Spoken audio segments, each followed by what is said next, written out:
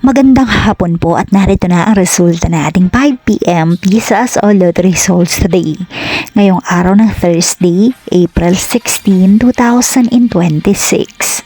At para po sa draw natin ngayon ay ang 3D Lotto at ang 2D Lotto. At para po sa Lotto More updates, pa-subscribe na lang din po ako sa aking channel at pahit na din ng notification bell.